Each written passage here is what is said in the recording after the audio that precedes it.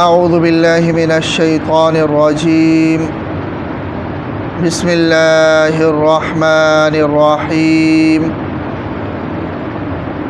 وما كان لنفس ان تموت الا باذن اللہ کتابا مؤجلا وما كان لنفس ان تموت، کوئی بھی انسان نہیں مر سکتا. وما كان لنفس، کسی بھی نفس، کسی بھی جان کے لیے ممکن نہیں ہے ان تموت کہ وہ مرے. کوئی بھی انسان نہیں مر سکتا الا باذن اللہ، مگر اللہ کے حکم سے. کتاباً مؤجلاً، یہ اجل اور یہ مدت طے شدہ ہے. کتاباً لکھی ہوئی ہے، مؤجلاً مقررہ مدت. کتاب کا معنی لکھا ہوا بھی ہونا ہے اور طے شدہ ہونا بھی ہے. یا ایھا الذین آمنوا کتب علیکم الصیام، اے ایمان والو تم پر روزے فرض کیے گئے، طے کیے گئے، لازم کیے گئے. وہاں کتبہ فرض کرنے کے معنی میں، کتب علیکم اذا حضر احدکم الموت، تم پر فرض کیا گیا ہے. کتاباً مؤجلاً یہ طے شدہ ہے، طے شدہ اجل ہے، جو مقرر کردہ اجل ہے، متعین.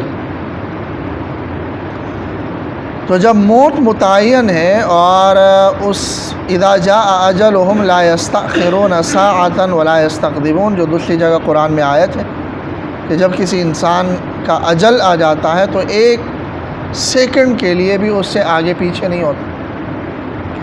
تو جب یہ طے ہے تو پھر موت کے ڈر سے بھاگنا اس کا کیا فائدہ. تو غزوہ احد میں جو صحابہ کرام میدان چھوڑ کر چلے گئے یعنی موت کی ڈر سے، تو ان کو ایک سبق ہے، اور بعد میں آنے والے قیامت تک آنے والے مسلمانوں کے لیے ایک سبق ہے کہ بھئی موت کا تو ایک دن متعین ہے اور اللہ کے حکم سے وہ آنا ہی ہے. تو پھر بزدلی دکھانے کی کوئی ضرورت ہی نہیں. اینما تکونوا یدرککم الموت ولو کنتم فی بروج مشیدہ، جو سورہ نساء میں آیت ہے کہ جہاں پر بھی ہو موت آ کر رہے گی، اگرچہ مضبوط قلعوں کے اندر ہی تم کیوں نہ ہو. تو موت کا ایک وقت متعین ہے. تو اس لیے موت کے ڈر سے بزدلی نہیں دکھانی چاہیے، بھاگنا نہیں چاہیے میدان جہاد سے.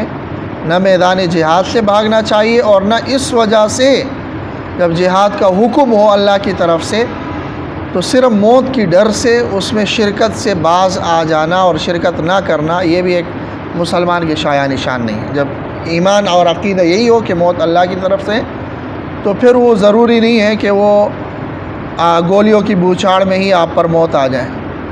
حضرت خالد ابن ولید رضی اللہ تعالیٰ عنہ ساری زندگی جنگوں میں تلواروں کے سائے تلے ہوئے، مسلمان ہونے سے پہلے بھی لڑتے رہے. یہ غزوہ احد میں ہی مسلمانوں کی فتح کو شکست میں انہوں نے ہی تبدیل کر لی، بعد میں مسلمان ہو گئے. تو اسلام سے پہلے بھی وہ جنگوں میں، اسلام لانے کے بعد بھی جنگوں میں. حضرت عمر فاروق رضی اللہ تعالیٰ عنہ نے انہیں اپنے عہدے سے معزول کر لیا. جرنیل تھے، یعنی امیر المؤمنین تو نہیں تھے، مطلب جو جہادی اس کا لشکر کا جو سربراہ ہوتا ہے جس کو جرنیل ہم کہتے ہیں، وہ تھے. تو حضرت عمر نے معزول کر لیا، کیونکہ جس جنگ میں بھی جاتے وہ فتح کر لیتے. بہت زیرک انسان تھے اور جنگ کے انتہائی ماہر انسان. اسی غزوہ احد میں ہی دیکھ لیں، نوجوان ہے وہ، بالکل کچی عمر کے ہیں، زیادہ بڑی عمر کے بھی نہیں ہیں، اور ان کے بڑے بڑے سردار میدان چھوڑ کر بھاگ گئے، اور اس نے وہاں پر نظر رکھی ہوئی کہ یہ درے سے 50 لوگ ہٹیں گے تو میں نے آنا ہے یہاں، اور وہاں سے آگے پھر وہی فتح کو شکست میں تبدیل کر. پوری زندگی جنگ میں رہے، پوری زندگی، لیکن موت انہیں بستر پر آئی.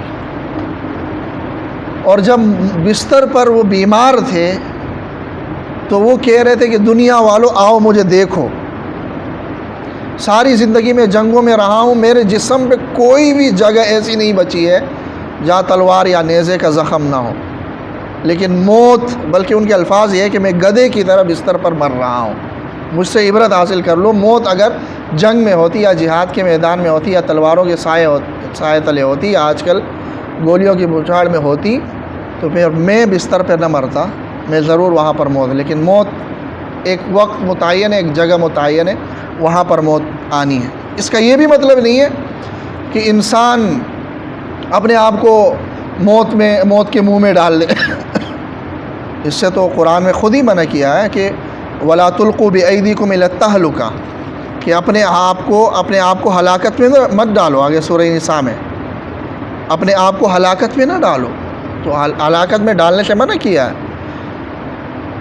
خودکشی اسی لیے حرام ہے، ہلاکت میں نہیں ڈالنا چاہیے۔ تو موت کا ایک دن متعین ہے، یہ سمجھ کر انسان آئے کہ چلو میں گاڑی کے نیچے آ جاتا ہوں، موت ہوگی تو میں مر جاؤں گا، نہیں تو نہیں، یہ احمق ہوگا۔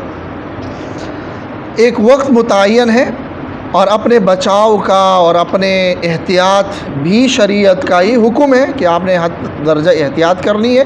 یہ جان آپ کے پاس اللہ تبارک و تعالیٰ کی امانت ہے، آپ اس کے مالک نہیں ہیں، تو لہٰذا اللہ کے حکم کے بغیر آپ اس میں کوئی تصرف نہیں کر سکتے۔ اسی لیے خودکشی حرام ہے، اسی لیے اپنے اعضاء کسی کو دے دینا یہ حرام ہے، کسی کو آپ اپنے انسانی اعضاء آپ نہیں دے سکتے ہیں۔ تو یہ اسی لیے کہ یہ میں مالک نہیں ہوں، میں مالک ہوتا تو میں کہتا کہ چلے میرا ایک ہاتھ کاٹ کے اس کو دے دوں، یا میری ایک آنکھ نکال کے اس کے دے دوں۔ تو بہرحال اللہ تبارک و تعالیٰ کی ہے، اور اللہ تبارک و تعالیٰ کا جب حکم ہوتا ہے تو اسی لیے بھاگنے کا کوئی جواز نہیں ہے۔ اور پھر جو نبی اکرم صلی اللہ علیہ وسلم کی شہادت کی خبر سن کر صحابہ مزید حواس باختہ ہو گئے، ان کو بھی یہ بتایا گیا کہ بھئی موت کا تو ایک وقت مقرر ہے، اگر نبی اکرم صلی اللہ علیہ وسلم آج نہیں شہید ہوئے تو کل تو اس دنیا سے انہوں نے جانا ہی ہے ایک معینہ مدت، تو اس وجہ سے تم میدان چھوڑ کر بھاگ جاؤ گے، جیسا کہ اس سے پہلی آیت میں جب وہ موت کا وقت متعین ہے تو آپ صلی اللہ علیہ وسلم نے بھی جانا ہے، تو لہٰذا اس وجہ سے حواس باختہ ہو جانا اس کی ضرورت نہیں ہے۔ تو وَمَا كَانَ لِنَفْسٍ أَن تَمُوتَ إِلَّا بِإِذْنِ اللَّهِ كِتَابًا مُؤَجَّلًا، کسی انسان کو موت آ ہی نہیں سکتی مگر اللہ کے حکم سے ایک معینہ مدت میں۔ وَمَن يُرِدْ ثَوَابَ الدُّنْيَا، جو کوئی دنیا کا بدل چاہتا ہو، نُؤْتِهِ مِنْهَا، ہم دنیا میں سے کچھ اس کو دے دیتے ہیں، کہ جیسا کہ صحابہ کرام نے اس جنگ میں مال غنیمت سمیٹنے کی نیت سے اپنا مورچہ چھوڑا تھا، اگرچہ جیسا کہ عرض کیا گیا مال غنیمت کا سمیٹنا یہ بھی جہاد کا ہی حصہ ہے، ذمہ داری ہے مجاہدین کی کہ مال غنیمت سمیٹ کر مستحقین تک پہنچانا، یہ بھی ایک جہاد کا حصہ ہے، اس میں کوئی گناہ نہیں تھا، لیکن ایک لغزش تھی صحابہ سے، اور ان کی لغزش کو بعد والوں کے لیے اگرچہ ہمارے نظر میں کوئی گناہ ہے ہی نہیں، کوئی غلطی ہی نہیں ہے، لیکن وہ اتنے اعلیٰ مقام کے تھے کہ ان کی لغزش کو بھی اللہ تبارک و تعالیٰ نے قابل سرزنش گردانا، اور خود انہیں سرزنش کی، بلکہ ان کی سرزنش کے اس میں تحت میں بعد میں آنے والے مسلمانوں کو ایک درس دیا، ایک سبق دیا۔ تو دنیا کا بدل جو چاہتا ہو تو اللہ دنیا میں سے کچھ دے دیں گے، کہ آپ دین کا کام اگر دنیا کی نیت سے کر رہے ہو، چاہے وہ جہاد جیسا عظیم کام ہی کیوں نہ ہو، وہ دین کا کام ہے، آپ کی نیت اور مقصد دنیا ہے، تو اللہ کہتے ہیں کہ ٹھیک ہے یہ دنیا میں سے کچھ ہم دے دیں گے۔ کچھ کا مطلب یہی ہے کہ یا تو تھوڑی بہت جو ملنی ہے وہ مل جائے گی، یا اس کے حساب سے زیادہ ہی ہے، لیکن پھر بھی کچھ ہی ہے کہ موت آنے کے بعد یہ سب کچھ دھرا رہ جانا ہے، تو یہ کچھ دنیا کے دے دیں گے۔